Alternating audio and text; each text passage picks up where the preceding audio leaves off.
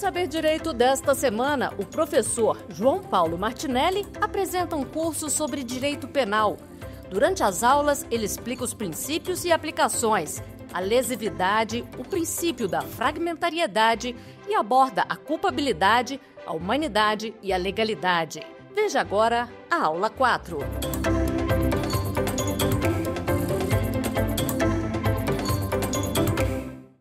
Olá, sejam todos bem-vindos ao programa Saber Direito.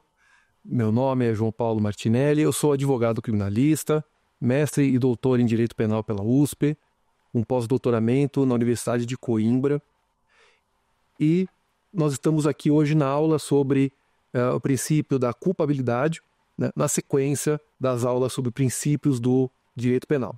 Você pode nos acompanhar pelo canal da televisão TV Justiça, pelo canal do YouTube, ou pelo aplicativo TV Justiça Mais, onde todos os programas estão disponíveis para audiência. Bom, o tema aqui é princípio da culpabilidade. Agora, esse princípio sai um pouco das questões de lesividade, da fragmentariedade, para fazer referência agora ao indivíduo que pratica o crime, né? O princípio da culpabilidade, a própria expressão culpabilidade, nós vamos ver, ela tem vários sentidos no direito penal, até funções dogmáticas e funções político-criminais diferentes. Nós vamos analisar essas diferentes funções, mas o importante, né, é que é um princípio que diz respeito ao indivíduo, né, ao agente. O direito penal exige que uma pessoa seja punida por um comportamento, por uma conduta, né? E quando a gente diz comportamento ou conduta, isso implica o elemento subjetivo, o elemento psicológico. É preciso que o comportamento seja movido, né, por uma finalidade, por uma intenção, por um objetivo que o agente quer alcançar, né? Ou até pela intenção, né, de praticar um comportamento. O direito penal não permite responsabilidade independente desse elemento subjetivo, desse elemento psicológico, diferentemente de outros ramos, principalmente como no direito do consumidor, né, em que o dano causado por um prestador de serviço ou por um fornecedor de produtos automaticamente responsabiliza o fornecedor ou o prestador, sendo ele ou não a pessoa física que tenha prestado aquele serviço, né? O princípio da culpabilidade, então, tem vários aspectos que nós vamos analisar. O primeiro aspecto é que ninguém pode ser punido criminalmente por um comportamento se não houver dolo ou culpa. Ou seja, não há no direito penal a chamada responsabilidade objetiva.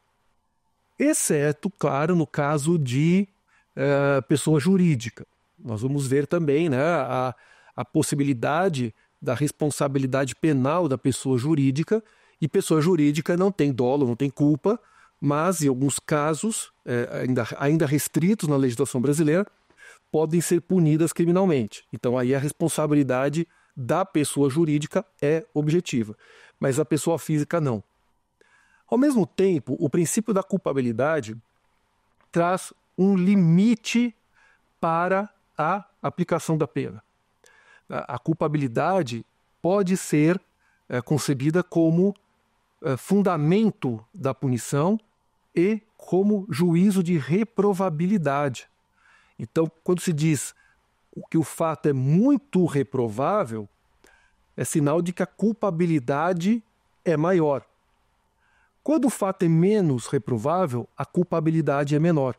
Por isso que a lei diz que cada um responde pelo crime na medida da sua culpabilidade. E também a culpabilidade tem um sentido de requisito do delito.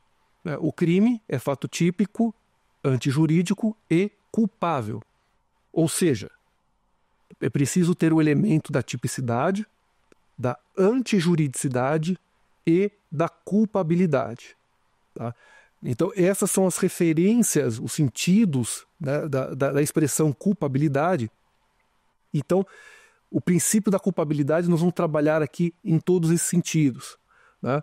Então, partindo de que o crime, o direito penal não admite responsabilidade objetiva da pessoa física, que a culpabilidade é fundamento e limite da pena, e que a culpabilidade também é requisito do delito. Bom, a responsabilidade penal não pode abrir mão do dolo ou da culpa. Então não cabe responsabilidade penal objetiva para a pessoa física. Todo crime admite a modalidade dolosa e, excepcionalmente, a própria lei diz que também é admitida a modalidade culposa. Então, o dolo é o elemento subjetivo comum de todos os crimes e alguns outros admitem a modalidade culposa. Isso é importante porque há situações em que há um comportamento humano envolvido, mas não dá para atribuir dolo ou culpa. Porque quando se trata de elemento psicológico, o mínimo que se exige, tanto no dolo como na culpa, é um juízo mínimo de previsibilidade. Ou seja, ao ter um comportamento, ao optar por um comportamento, o agente, para responder por um eventual crime, por eventual dano ao bem jurídico, precisa minimamente ter capacidade de prever que aquele dano ao bem jurídico pode acontecer. Então, pegando aqui casos concretos, né, da jurisprudência. Um determinado cidadão decidiu atravessar uma via expressa, tá? Esse é um caso do Rio de Janeiro, uma via expressa no Rio de Janeiro, à noite, fora da passarela destinada para pedestres. Tá? Ele não tinha qualquer sinalização para a noite, nenhum colete, nada que pudesse refletir a luz dos faróis. Ele empurrava a sua bicicleta, ele tropeçou, ele estava de chinelo, tropeçou, caiu, se machucou, e vários carros vinham em alta velocidade, porque aquilo era uma via expressa, e ele foi atropelado e morreu. O motorista, dirigindo no limite da velocidade, ou até um pouco acima do limite da velocidade, não praticou um comportamento que criasse um risco aos pedestres ali. Até porque a sinalização ali dizia, pedestre não pode atravessar. Então havia o direito de um motorista acreditar que ele podia imprimir a velocidade máxima permitida naquele local. Inesperadamente surge uma pessoa que criou um risco a si mesmo, né, e acabou sendo a vítima da colisão e veio a falecer. É claro que no registro da ocorrência entra ali como homicídio culposo de trânsito, o que até acaba sendo um erro, né, porque parte da premissa de que o motorista teve culpa. Mas ali é uma situação em que não havia o mínimo de previsibilidade. É diferente, por exemplo, se houvesse um aviso dizendo, olha, pedestres circulam por aqui, diminua a velocidade, crianças circulam aqui porque tem escola, diminua a velocidade, e o motorista não prestasse atenção, não cumprisse aquele dever de cuidado. Então, a responsabilidade penal tem que ser sempre subjetiva. E o elemento mínimo aí é o juízo, a previsibilidade do resultado. Se o resultado não é previsível, então não há responsabilidade subjetiva. Então, o dolo, enquanto elemento comum a todos os crimes, é a consciência e a vontade de praticar os elementos do tipo, a culpa é a violação de um dever de cuidado. E ainda assim, ainda havendo uma violação de um dever de cuidado, é preciso que o resultado seja minimamente previsível para que possa ser atribuída a responsabilidade penal. Tá? Ora, no caso da pessoa jurídica, nós temos ali uma previsão bastante específica para os crimes ambientais, né? A pessoa jurídica pode responder criminalmente por danos ao meio ambiente. Ali a responsabilidade, excepcionalmente, é objetiva, porque a pessoa jurídica não possui uma estrutura psicológica para atribuir dolo ou culpa. Né? As regras de atribuição de responsabilidade são diferentes. Né?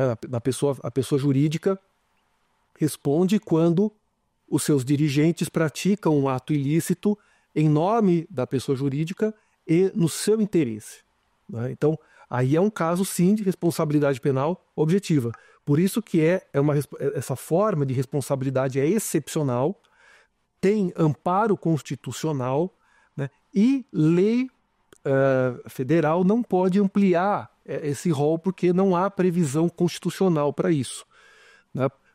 Para ampliar a responsabilidade penal da pessoa jurídica, é preciso uma emenda constitucional que preveja esse tipo de responsabilidade. Lembrando, né, que por ser matéria de direito penal, matéria de ser um instrumento de controle social bastante violento, a Constituição restringe o poder punitivo do Estado.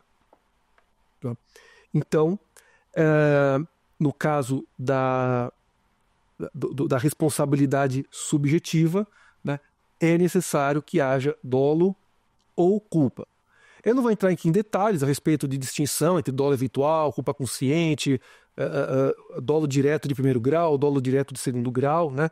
Mas independentemente do dolo ou da culpa, mesmo a culpa inconsciente, né, requer que o resultado seja minimamente previsível, né? Que o agente tenha, no momento do comportamento, a possibilidade de reconhecer que aquele dano ao bem jurídico poderia acontecer. Tá? Agora, se nós fizermos uma comparação, por exemplo, com o direito do consumidor, ali a responsabilidade objetiva é cabível.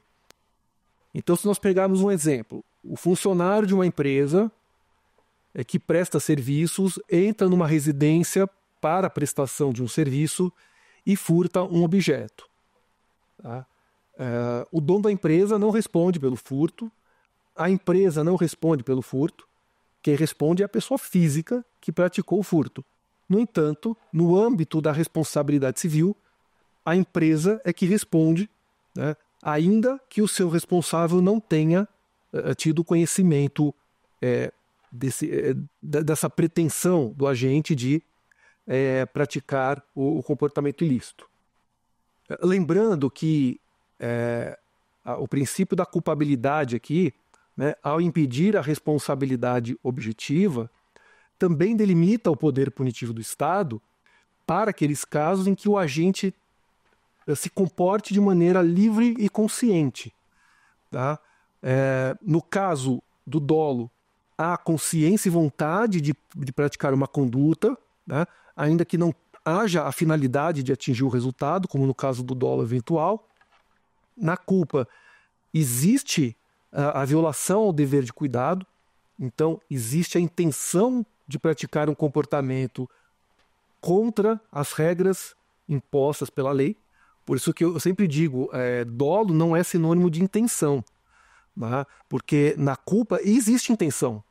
Na culpa existe intenção de praticar um comportamento em desacordo com as regras que exigem um determinado cuidado do agente. Tá?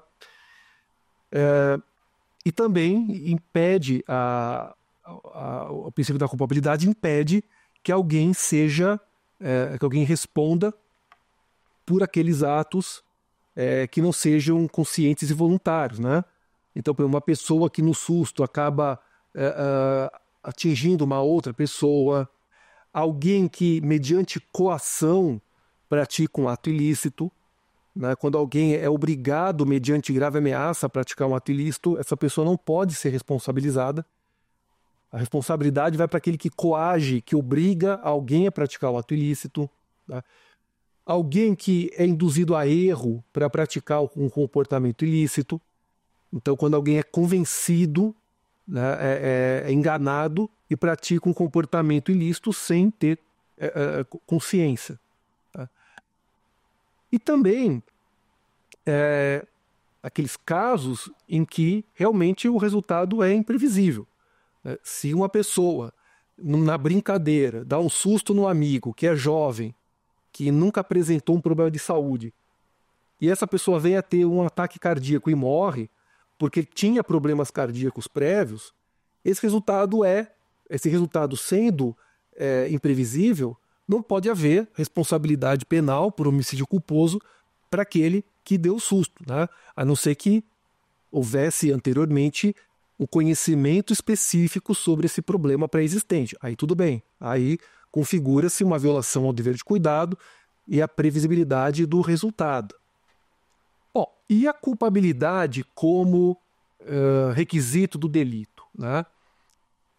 A culpabilidade não é apenas um pressuposto da pena, como a doutrina tradicional costumava dizer muito, né? Havia aí uma afirmação de que o crime era fato típico e antijurídico e que a culpabilidade era apenas o pressuposto da pena. Então, a culpabilidade é requisito do delito também. Então, o crime é fato típico, antijurídico e culpável. E a culpabilidade, na atual estrutura dogmática, possui 3 requisitos que são essenciais, né? A imputabilidade, o potencial conhecimento da ilicitude e a exigibilidade de um comportamento diverso. Então, a imputabilidade é a capacidade de responder criminalmente pelo comportamento. Tá? É muito semelhante ao conceito de responsabilidade do direito civil. Né? No direito penal, a pessoa só pode responder por crime se tiver 18 anos completos e ainda assim se também não tiver nenhuma enfermidade que comprometa a sua capacidade de atuação, de compreensão. Tá? O inimputável não responde por crime, tá? E o semi-imputável pode ou não responder pelo crime. Né? A regra é que o semi-imputável pode ou sofrer medida de segurança ou sofrer a pena, só que reduzida. O outro requisito, outro elemento da culpabilidade é o potencial conhecimento da ilicitude. E aqui o conceito é importante, né, prestar atenção. O potencial conhecimento da ilicitude não se confunde com o conhecimento da lei. Tá? Welzel mesmo, um dos principais penalistas do século XX, afirmava que se conhecimento da lei fosse requisito, somente juristas, né, estudantes de direito, advogados, profissionais da área jurídica poderiam responder por crimes. O potencial conhecimento da ilicitude é a capacidade de reconhecer que aquele comportamento praticado é contrário ao ordenamento jurídico. E tem um exemplo simples para entender. Para uma pessoa ser responsabilizada por homicídio, ela não precisa conhecer o artigo 121 do Código Penal. Basta matar alguém e aquela pessoa tem consciência de que aquele comportamento é ilícito. No caso do furto, também, pegar alguma coisa sabendo que não é sua, não precisa o agente conhecer o artigo 155 do Código Penal para responder por furto. Mas há situações em que pode haver alguma dificuldade para compreender a ilicitude do comportamento. Se nós imaginarmos, né, se nós fizermos uma análise bastante objetiva do nosso ordenamento jurídico, há muitos tipos penais cujo conteúdo são de difícil assimilação. Provavelmente nós que somos da área jurídica, ou até quem não seja da área jurídica, mas tem interesse, né? Há também quem assista a gente e não tem a formação jurídica, mas tem interesse, Nós não conseguimos conhecer todos os crimes, todos os tipos penais, e há determinados comportamentos que são criminalizados e a gente não conhece, né? Então, para entender se um determinado comportamento tinha um potencial conhecimento da ilicitude do agente, né? Para a gente poder concluir que o agente poderia saber que aquele comportamento era ilícito, aí tem que considerar, primeiro, o próprio crime, né? E, em segundo lugar, a própria condição pessoal. Tá? Vou pegar aqui um exemplo.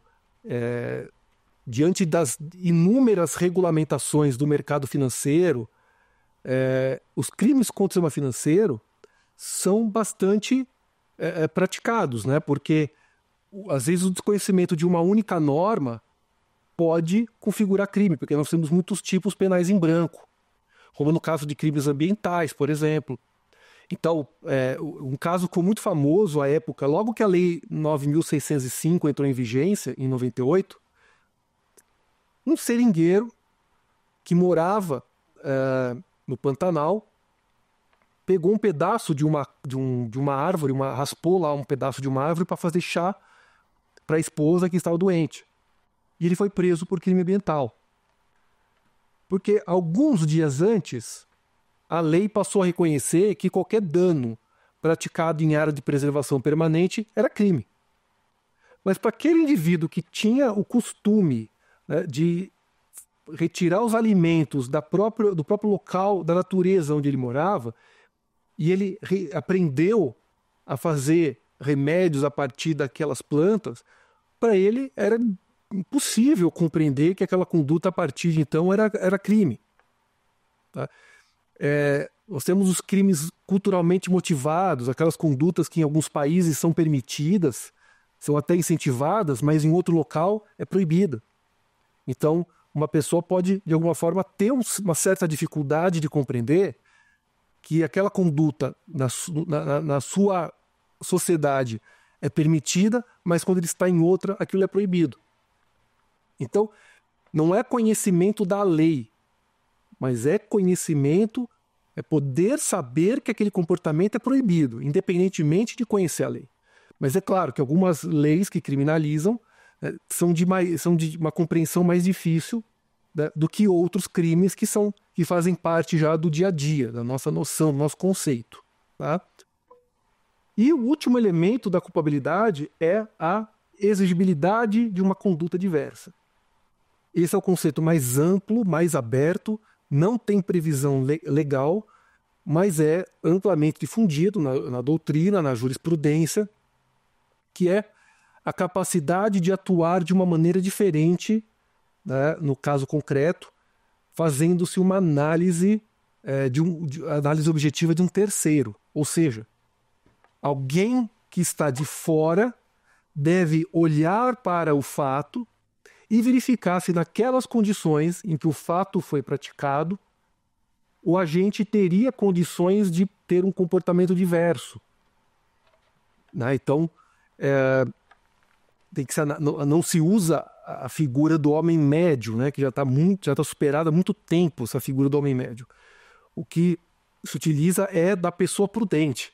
O que uma pessoa prudente, uma pessoa moderada, faria, ou o que se esperaria de uma pessoa prudente nesse caso concreto. Então tem um exemplo também de jurisprudência. Na Justiça Federal do Rio de Janeiro, nós tivemos decisões em que refugiados sírios haviam sido presos com um passaporte falsificado. E, ao tentar embarcar para a Europa, esses documentos falsos foram descobertos. E o que aconteceu? Né? O que tinha por trás disso? Ali eram refugiados que tinham fugido do país porque havia uma guerra civil, uma perseguição. A fuga do país acontecia de acordo com as possibilidades. Então, mulheres, crianças iam na frente, os homens adultos iam depois, as mulheres com os filhos iam para a Europa, os homens adultos vinham para o Brasil, vinham para a América Latina, e quando conseguiam estabelecer uma conexão, uma comunicação, né, aqueles que estavam no Brasil queriam encontrar os seus familiares na Europa, mas não tinham documento, né, e tiveram que arriscar comprar um passaporte falso para fugir. Fugir não, na verdade, para viajar para a Europa, né, para encontrar a família, né, numa situação dessa. E a Justiça Federal entendeu que ali era um caso de inexigibilidade de conduta diversa devido ao desespero, né, ao todo um contexto de guerra envolvido, e assim, não dava para exigir um comportamento prudente dentro da lei de pessoas que estavam já há meses sem encontrar os seus familiares e queriam encontrá-los o quanto antes, né? E em alguns casos até imaginando que estivessem mortos, né? E depois, quando soube que está vivo, querem encontrar o quanto antes. Então esse é um caso, né, paradigmático, interessante, em que não havia culpabilidade. E vamos ver aqui como o conceito, né, de culpabilidade como requisito do delito está diretamente ligado com a próxima concepção de culpabilidade, que é o juízo de reprovabilidade. Então, a culpabilidade enquanto juízo de reprovabilidade fundamenta e limita a aplicação da pena. Então, quanto maior o juízo de reprovabilidade, maior a culpabilidade do agente. É por isso que a lei diz: cada um responderá pelo crime na medida da sua culpabilidade. Quando a reprovabilidade é inexistente, então não há culpabilidade. Então veja, o inimputável, se o inimputável não tem capacidade de responder pelos seus atos criminalmente, não há reprovabilidade naquela conduta. Então, o inimputável, né, se o inimputável não tem capacidade de responder pelos seus atos criminalmente, então a reprovabilidade do seu comportamento é nenhuma. Então, ele não é culpável, o comportamento não é culpável por falta de capacidade. Se não há a menor condição de reconhecer a ilicitude de um comportamento, esse comportamento também não é reprovável. Agora, se for possível, né, reconhecer, mas o agente não imprimiu todos os esforços para reconhecer a ilicitude da conduta, então essa conduta é reprovável, mas é menos reprovável caso ele tivesse conhecimento da ilicitude. Por isso que a lei diz, né? No erro de proibição, a pena pode ser excluída, e se a pena é excluída porque não tem culpabilidade, e o fato deixa de ser crime, ou a pena pode ser reduzida. E por que reduzida? Porque a reprovabilidade é menor. A lei diz o seguinte, ó, há crime se o sujeito não tinha conhecimento da ilicitude do fato, mas tinha condições para ter. É crime. Mas a reprovabilidade é menor. Se compararmos com aquela situação em que o agente tinha condições de saber que... aliás, comparando com as situações em que o agente sabia que o comportamento era ilícito. Por isso que no erro de proibição, ou a pena é excluída, ou a pena é reduzida. Tá? E no caso da inexigibilidade da conduta diversa, se chegar à conclusão de que não se poderia esperar um comportamento diferente do agente diante das circunstâncias concretas, então também não há reprovabilidade. Porém, da mesma forma, se fosse possível exigir um outro comportamento, mas o agente não se esforçou para tal, então há uma redução do juízo de reprovabilidade. Agora, vejam como também pode ter o outro lado, né? as qualificadoras, as agravantes, as causas de aumento de pena têm como fundamento um juízo de reprovabilidade maior. Então, o homicídio qualificado é mais reprovável que o homicídio simples. Uma lesão corporal praticada no âmbito da violência doméstica é mais reprovável do que uma agressão praticada de um homem contra outro homem. O furto contra uma pessoa que por algum motivo, por ser portadora de algum problema que impedisse de se defender, né, tivesse algum impedimento de se defender, esse furto tem um juízo de reprovabilidade maior. Então, sempre que a gente analisa a legislação, nós vamos encontrar circunstâncias que reconhecem a menor reprovabilidade e outras que reconhecem uma maior reprovabilidade. Por isso que, ao reconhecer o crime, entender que o fato realmente é criminoso, o juiz passa para uma próxima etapa da condenação, que é a aplicação da pena. E, na aplicação da pena, necessariamente ele passa por 3 fases, e em cada fase as circunstâncias legais são analisadas. A lei determina, né, quais são as circunstâncias a serem analisadas. Na primeira fase, na segunda fase e na terceira. Então, na primeira fase, ao analisar as circunstâncias do fato, lá no 59, o juiz tem que passar por todos aqueles elementos, né? aquelas 9 circunstâncias. Depois, na segunda, analisa as agravantes e atenuantes. E na terceira, as causas de aumento e as causas de diminuição. E, quando houver qualificadora, lá na primeira fase, o juiz vai partir de uma pena base maior do que seria a pena no caso do crime na modalidade simples, né? Então,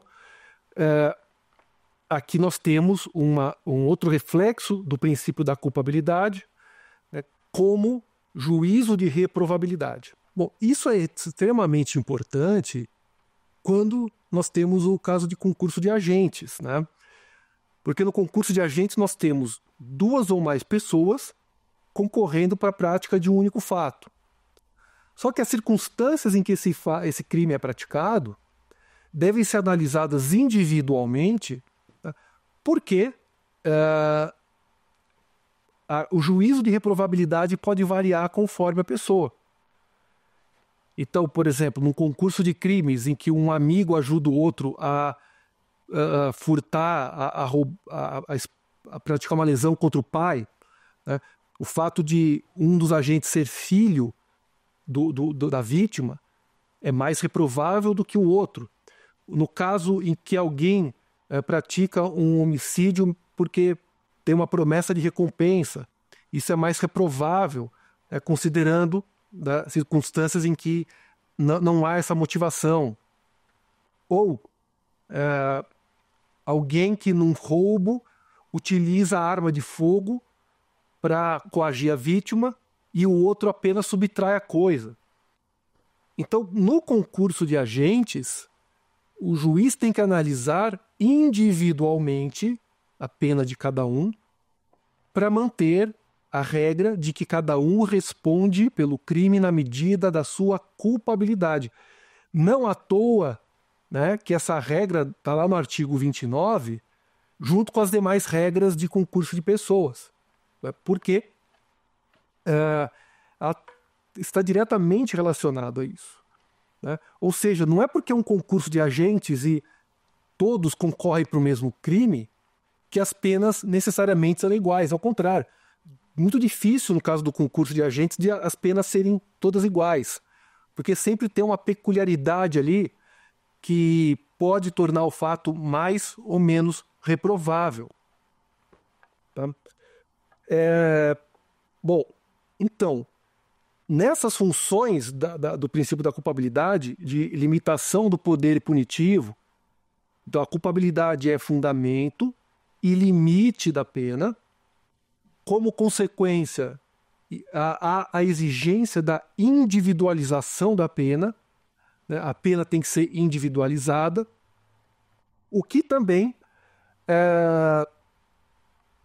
incide em um outro aspecto, que é o da intranscendência da pena.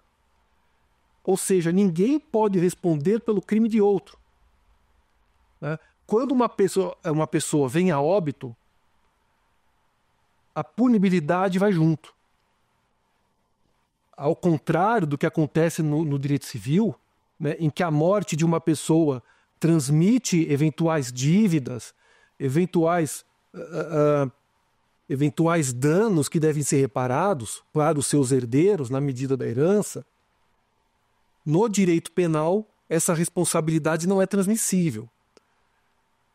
Então, em alguns casos, é interessante a gente notar que aquela pena de multa, por exemplo, não pode ser transmitida para herdeiros com a morte do agente.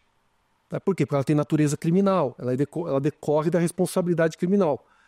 No entanto, aquele que pratica um crime, que tenha provocado um dano para a vítima, na reparação civil, essa responsabilidade é transmissível, né? Os herdeiros é que devem, então, reparar os danos causados por aquele que veio a falecer. Bom, casos peculiares, né, que envolvem aí o princípio da culpabilidade estão presentes na jurisprudência. Vou pegar assim, apenas 2 exemplos para a gente entender. O STF já decidiu no caso em que acidente de trânsito, em que a culpa foi exclusiva do pedestre, porque o pedestre criou um risco a si mesmo, violando um dever de cuidado que ele deveria ter e criando uma situação de imprevisibilidade para o motorista.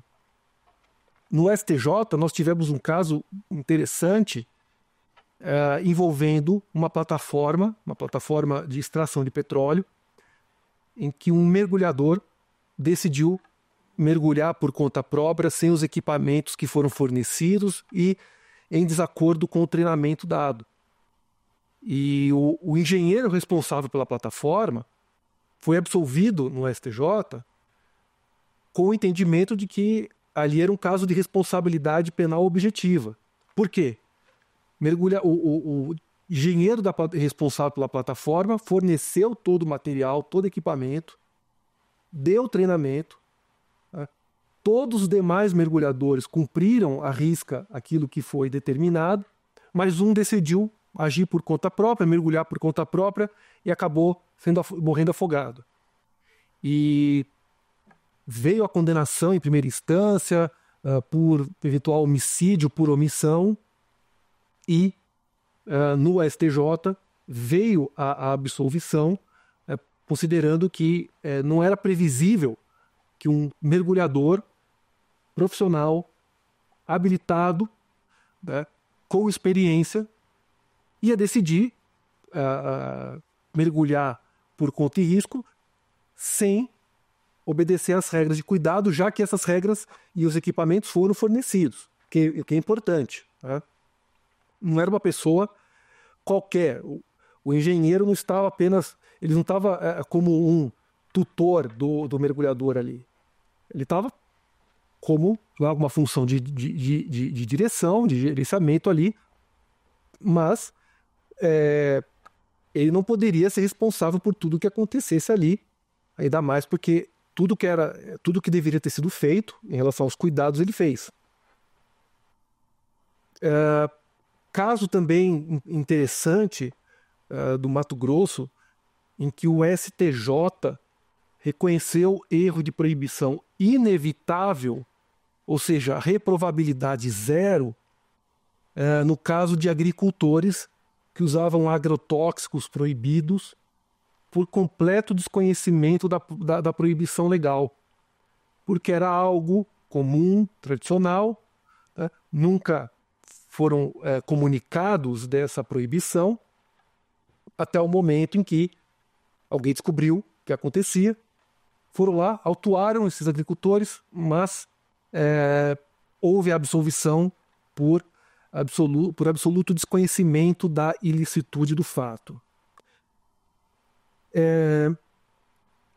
O princípio também incide, né, em questões relativas à punibilidade quando nós tratamos da autoria mediata. O autor mediato é aquele que utiliza o autor imediato como instrumento. Então, alguém que coage uma pessoa a praticar um crime. Alguém que induz a erro uma pessoa para que ela pratique um crime. Alguém que utiliza um inimputável, uma criança, para praticar um crime. Se essa pessoa é inimputável, não tem capacidade ou não tem conhecimento da ilicitude do fato, ou, mediante coação, não poderia agir de uma maneira diferente, não há responsabilidade penal. Quem responde, quem tem a responsabilidade é aquele que coage, aquele que engana, aquele que utiliza a criança para a prática do crime, né? E não aquele que é o autor imediato. O autor imediato é um mero instrumento do autor mediato. Tá? Também importante aqui o chamado princípio da confiança do direito penal. O princípio da confiança ganhou bastante relevância com a doutrina de Gunther Jacobs, na Alemanha, mas é um princípio aplicável ao nosso ordenamento jurídico também, porque o princípio da confiança diz o seguinte: numa estrutura empresarial, numa estrutura organizacional, quando alguém constitui uma equipe para a execução de certas atividades, nem sempre aquilo que os subordinados fazem é também responsabilidade daquele que está em hierarquias maiores. Por exemplo, o presidente de uma empresa contrata pessoas altamente qualificadas, ou pelo menos habilitadas, para trabalhar no setor financeiro, em recursos humanos. Então ele monta uma equipe para cada função, e há uma falha de uma dessas pessoas. E essa falha se deu não por culpa do superior hierárquico, mas se deu por conta de falhas da própria pessoa que havia sido contratada para isso. Se aquele superior hierárquico não tem conhecimento, ou pelo menos não tem nem condições de saber, né, que alguma coisa errada acontece no seu entorno, não dá para atribuir responsabilidade penal imediatamente para ele, automaticamente.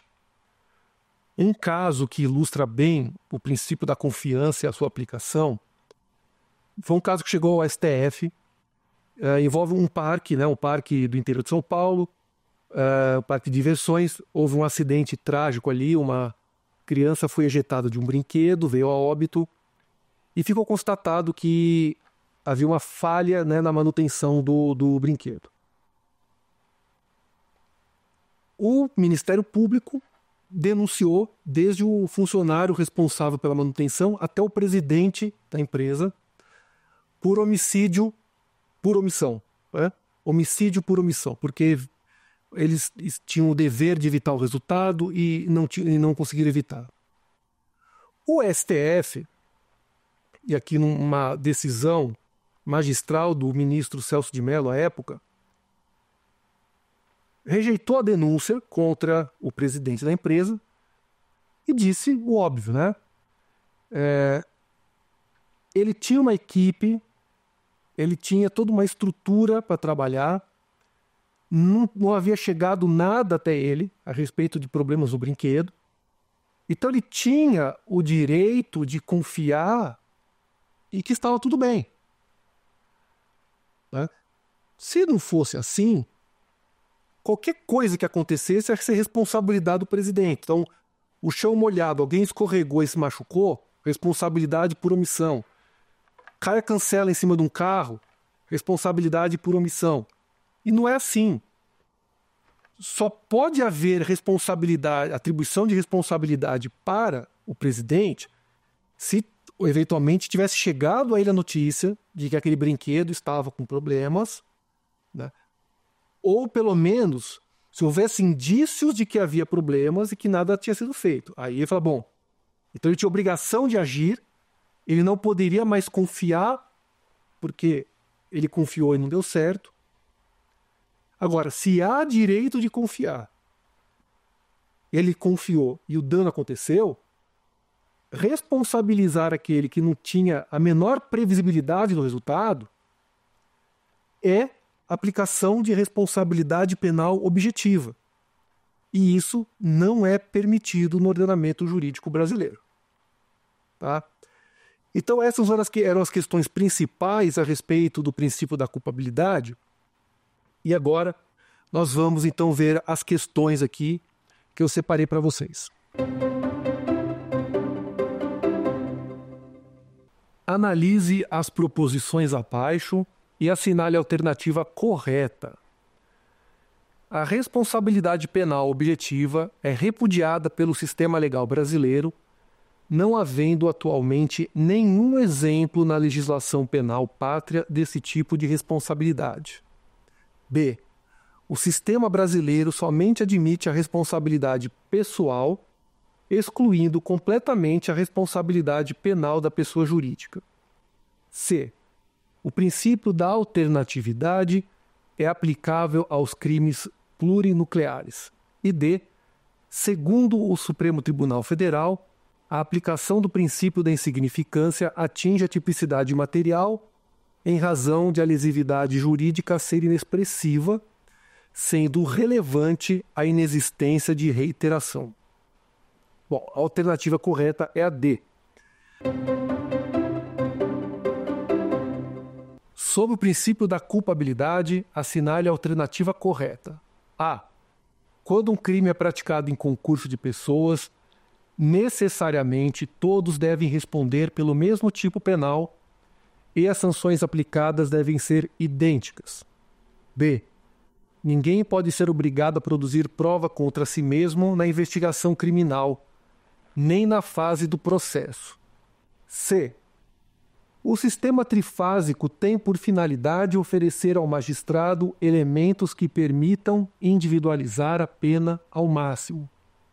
E D. Crime é fato típico e antijurídico. No entanto, a culpabilidade é apenas pressuposto da pena. A alternativa correta é a letra C. Em relação ao princípio da culpabilidade, assinale a alternativa correta. A. O princípio exige que se faça um juízo de ponderação sobre a relação existente entre o bem que é lesionado ou posto em perigo, gravidade do fato, e o bem de que pode alguém ser privado, gravidade da pena.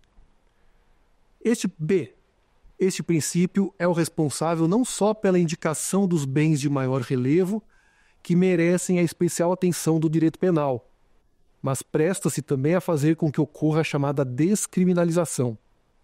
C. Este princípio significa que uma conduta, apesar de se subsumir ao modelo legal, não será considerada típica se for socialmente adequada ou reconhecida, isto é, se estiver de acordo com a ordem social da vida historicamente condicionada. E D. Este princípio diz respeito ao juízo de censura, ao juízo de reprovabilidade que se faz sobre a conduta típica e ilícita praticada pelo agente. Alternativa correta, letra D. Todas as afirmações estão corretas, mas o enunciado diz a alternativa correta sobre o princípio da culpabilidade. Nós temos ali a alternativa que diz respeito ao princípio da lesividade, da subsidiariedade, da ultima ratio, né? Da adequação social, mas a alternativa que tem que ser assinalada é o que explica o que é o princípio da culpabilidade.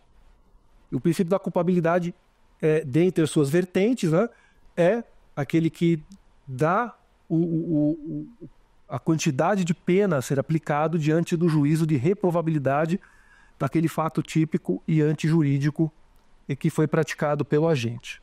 Eu fico por aqui. Espero vocês para a próxima aula. Nós vamos tratar do princípio da humanidade no direito penal. E, para aqueles que quiserem, podem me seguir nas redes sociais, @Martinelli João Paulo. Muito obrigado e até a próxima. Quer dar alguma sugestão de tema para os cursos do Saber Direito? Então mande um e-mail para a gente, saberdireito@stf.jus.br. Você também pode estudar pela internet.